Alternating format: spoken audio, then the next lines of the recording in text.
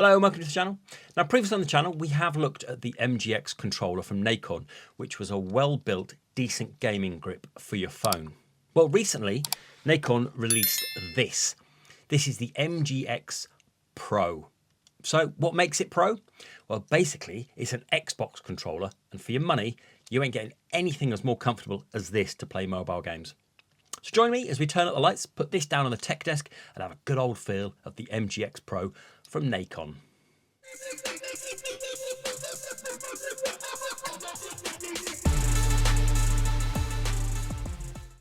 Welcome down onto the tech desk. As we said in the introduction, we're going to be looking at this today. This is the MG-X Pro phone grip from Nacon. So it's officially licensed. We've done a review before of the MG-X and that was quite good. But this one takes it to the next level because it's essentially two halves of Xbox controllers split up. Put your phone in the middle. Phenomenal. So what we're going to do is just going to go and have a quick look what in the box. Then we'll go around the controller itself, and then we'll just talk about connecting it to your phone. And then I've done some latency tests as well, because the elephant in the room, and I know the first question you're going to say, because it's Bluetooth, is there any latency? Yes, there is, but not much. So I'll talk about that when I do my tests later on. Okay, this is the box that it comes in. So there's a picture of it on the front. That's all you need to know. Designed for Xbox. Bluetooth, economic, wireless, universal, brilliant, plays on Android, okay. Another question you might have is, does it work with iPhone?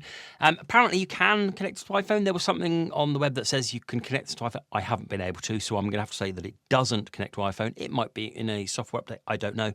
But for the stand, I can't get this to connect to the iPhone, only the Android.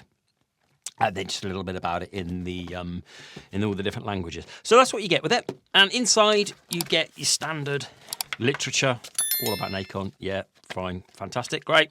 And then you get a really nice cable. It's an 80cm cable. I don't use that because I have USB-Cs all over. So it's USB Type-C, but it's really nicely braided. So a really decent quality cable. Very much appreciated. And then here is the controller itself. So if we go over it, kind of front to back, and then I start we have the stick and the D-pad and the view button and then menu button, the Xbox button, another thumbstick, Y, X, B and A. And say about the thumbsticks, there are concave, which I much prefer. Okay, so if you look at there, so this one has got like a grippy texture to it. This one has the Nacon logo. Really, really comfortable. I do prefer concave sticks rather than convex. And then flip it over the back. Almost all of the entire back piece has got this kind of grippy feel to it. So it's all plastic all over. There's no other material other than plastic on the outsides. And it's got this grippy material all over it, which really helps with the grip. And then we have the triggers, the LB, RB, LT and RT. So these are analog and these ones are digital. The buttons are perfectly placed for my thumbs. D-pad, exactly the same, very comfortable to get hold of. The triggers are nice and responsive, nice analog triggers with enough feedback and a decent click on the left and the right bumpers. And then in here where your phone sits, this where it says Nacon there, this is rubber. So this is rubber all along here, all in there, and then in the sides there, that's all rubber there to protect your phone as well. And if you see on the bottom here, there's like a lip, which means your phone can sit on there. So once your phone's in, there's plenty of room. So after all the hours of playing with it, our phone has never got overly hot sat in here. There's plenty of room there where the gap is, and even in here there is as well. You can see that. It says it takes up screens up to 6.7 inch, but you can have a Galaxy Fold that can come a lot higher than that, as long as it fits within about 663 millimeters, they say, up to about there. It can go pretty high, because you might think it would fall back. Yes, it will, because of the weight of that. But the reason I say that is if here, there is like a lip here that kind of holds it. So if you're having something large, it will sit in there and it will hold because of this lip. So it's a decent, they've thought about that and it's nice and decent. So when you've got it in, the clamp on it, I'm really impressed by this. It's not very tight, so it's not going to clamp it, but it's enough to hold the phone in there. So as you would normally, slip it in there like that, in and coming out, but it's enough clamp on there for it not to pull it out. But when you want to, really easy. So when you are playing and you're holding it, the comfort is phenomenal, and the triggers have got enough feedback. It's exactly like an Xbox controller. Easy to press, but decent feedback and nice clicking on the bumpers and the buttons. Easy to reach and sound exactly the same as an Xbox.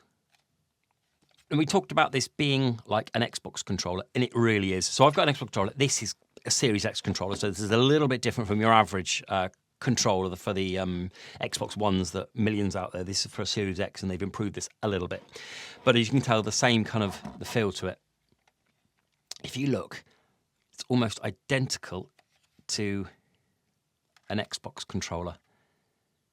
There are a couple of differences, and I'll talk about that in a second.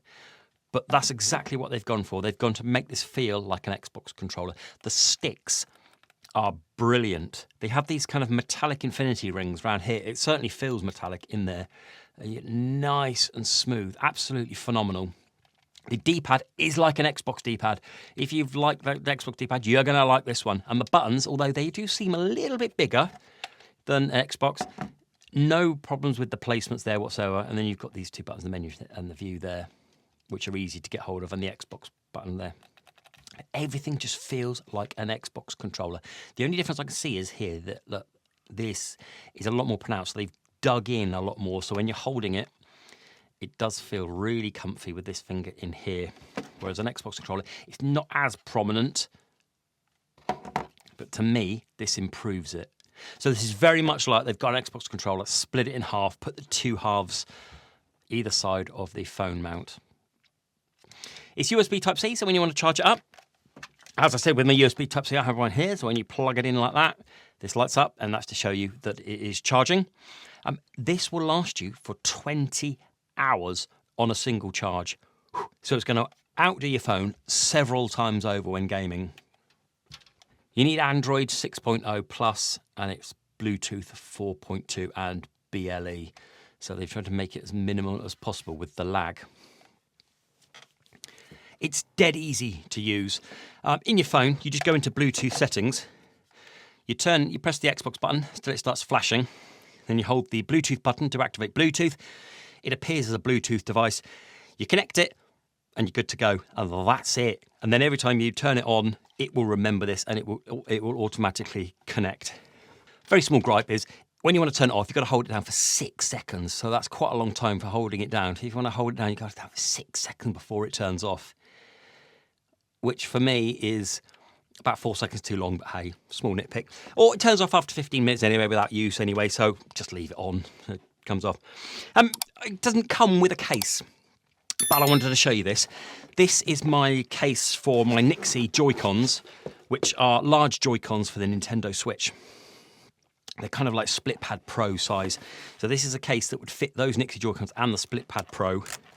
And I've been using this case because it fits in there fine. See the flap? It's not a bad fit. So this flap kind of fits over your phone nicely if you're going to use that. There you go. So it doesn't come with a case. No, there's no specific case for it, but this one does. If you want to get hold of this, I'll leave links down below to where you can get hold of this one. So when you've got your phone connected and you are playing, generally I never really noticed any lag. I did, however, test it, and I did the usual thing of filming it in 240 and counting the frames and doing a bit of maths, and I was getting around 50 to 60 milliseconds. Obviously that depends on what game you're using. But for me, this ran really, really well, and I think for kind of day-to-day gaming, I didn't really notice a difference. So if you're looking for a grip for your mobile phone, you really can't go wrong with this. Yeah, there's going to be a bit of lag because it's Bluetooth, but you're going to get that. Nothing noticeable. But for me, it's all about the comfort. I just think it's so comfy when using. I think it's phenomenal. There we have it then. That was my look at this, the MG-X Pro from Nacon. A really decent grip. I mean, you ain't going to get anything more comfortable than this to play your mobile phone games on. Absolutely phenomenal. As I said in the video, comfort is right up there as the #1 thing I look for when doing mobile gaming, and it's absolutely superb. Okay, I'll have a look, leave links down below where you can get hold of this. Go have a look. Please do like and subscribe if you're new, and until the next video, bye-bye.